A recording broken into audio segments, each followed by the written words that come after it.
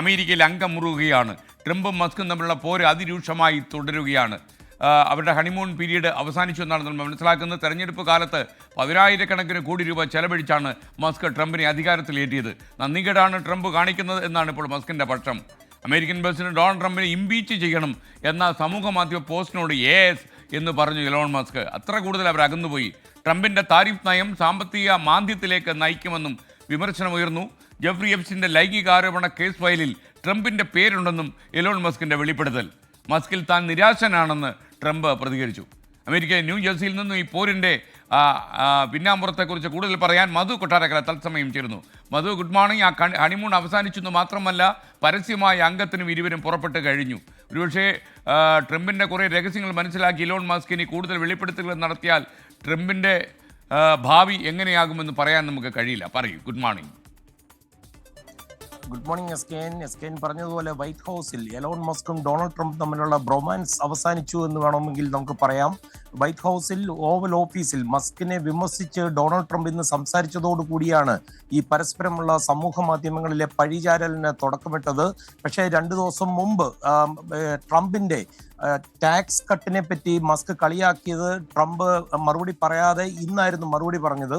മസ്കിന്റെ ഇലക്ട്രിക് വാഹനങ്ങൾ ഒഴിവാക്കിയുള്ള തന്റെ ഡൊമസ്റ്റിക് പോളിസി ബിൽ ആണ് മസ്കിനെ ഇപ്പോൾ പ്രകോപിതനാക്കിയതെന്ന് ഡൊണാൾഡ് ട്രംപ് പറയുന്നു. എന്നാൽ ഈ ബില്ല് ഇതുവരെയും തന്നെ കാണിച്ചിട്ടില്ലെന്നും അതുമാത്രമല്ല ഒറ്റ രാത്രി കൊണ്ട് US കോൺഗ്രസിലെ ആർക്കും വായിക്കാനുള്ള സമയം പോലും കൊടുക്കാതെ അവതരിപ്പിക്കുകയായിരുന്നു എന്നാണ് മസ്ക് ഇതിനോട് പ്രതികരിച്ചത്.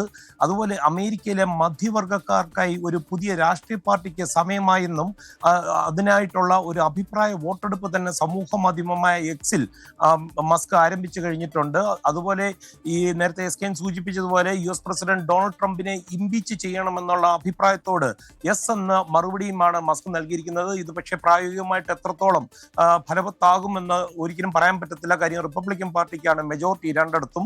മസ്കിനോട് ഒഴിഞ്ഞു പോകാൻ താൻ നേരത്തെ ആവശ്യപ്പെട്ടതായിട്ടും ട്രംപ് എന്ന് പറയുന്നു. ഇലക്ട്രിക് വാഹനങ്ങൾ നിർബന്ധിതമാക്കണമെന്ന് മസ്കിന്റെ ആവശ്യത്തിന് താൻ വഴങ്ങിക്കൊടുത്തില്ലെന്നും ട്രംപ് പറഞ്ഞു. അതുപോലെ US ബജറ്റിൽ കോടിക്കണക്കിന് ഡോളറുകൾ ലാഭിക്കാനുള്ള ഏറ്റവും എളുപ്പമാർഗം എലോൺ മസ്കിന്റെ ഇപ്പോൾ നിലവിലുള്ള സർക്കാർ സബ്സിഡികളും അതുപോലെ കോൺട്രാക്റ്റുകളും അവസാനിപ്പിക്കുക എന്നതാണെന്ന് ട്രംപ് പറയുന്നു. എന്നാൽ മുൻ പ്രസിഡന്റ് ജോ ബൈഡൻ എന്തുകൊണ്ട് ഇത് ചെയ്തില്ല എന്ന് അത്ഭുതപ്പെടുത്തുന്നു എന്ന് ട്രംപ് പറയുന്നു. അതേസമയം ഇതിനോട് മസ്ക് പ്രതികരിച്ചത് ഗവൺമെന്റ് കോൺട്രാക്ട് റദ്ദാക്കുകയാണെന്ന് പറഞ്ഞ സ്ഥിതിക്ക് സ്പേസ് എക്സിന്റെ ഡ്രാഗൺ സ്പേസ് ക്രാഫ്റ്റ് പ്രോജക്റ്റ് തന്നെ ഡീകമ്മീഷൻ ചെയ്യുവാനുള്ള നടപടികൾ ഉടൻ ആരംഭിക്കുകയാണെന്ന് പറഞ്ഞു. അതുപോലെ ഈ വർഷം 2ാം പാദത്തിൽ അമേരിക്ക വലിയ സാമ്പത്തിക മാന്ദ്യത്തിലേക്ക് കടക്കും. ട്രംപിന്റെ താരിഫാണ് ഇതിന് കാരണമെന്ന് മസ്ക് കുറ്റപ്പെടുത്തി. ഈ ഇരുവരും തമ്മിലുള്ള അടിമൂത്തതോടെ വലിയ തോതിൽ വാൾ സ്ട്രീറ്റ് ട്രേഡേഴ്സ് മസ്കിന്റെ ഇലക്ട്രിക് വാഹനമായ ടെസ്ലയുടെ ഓഹരികളൊക്കെ വിറ്റഴിച്ചിരിക്കുകയാണ്. ഇതോടെ ഈ ടെസ്ലയുടെ വിപണി മൂല്യം 14.3% കുറഞ്ഞിരിക്കുകയാണ്. ഏതാണ്ട് $150 ബില്യൺ മസ്കിന് ഈ ഒറ്റ ദിവസം കൊണ്ട് നഷ്ടപ്പെട്ടത്. ടെസ്ലയുടെ ചരിത്രത്തിലെ ഏറ്റവും വലിയ ഒറ്റ ദിവസത്തെ ഇടിവ് കൂടിയാണ്. മസ്ക് പറയുന്നത് താൻ ഇല്ലായിരുന്നെങ്കിൽ ഡൊണാൾഡ് ട്രംപ് തെരഞ്ഞെടുപ്പിൽ തോൽക്കുമായിരുന്നു. കഴിഞ്ഞ വർഷത്തെ തെരഞ്ഞെടുപ്പിൽ ഡൊണാൾഡ് ട്രംപിനെ മറ്റ് റിപ്പബ്ലിക്കന്മാരെയൊക്കെ പിന്തുണച്ച് ഏതാണ്ട് $300 മില്യൺ മസ്ക് ചെലവഴിച്ചത്. ഇത്രയും നന്ദികേട് താൻ കണ്ടിട്ടില്ലെന്നും മസ്ക് പറയുന്നു. ഈ പോരിങ്ങനെ സമൂഹ മാധ്യമത്തിൽ തുടർന്നുകൊണ്ടിരിക്കുകയാണ് ഇപ്പോഴും.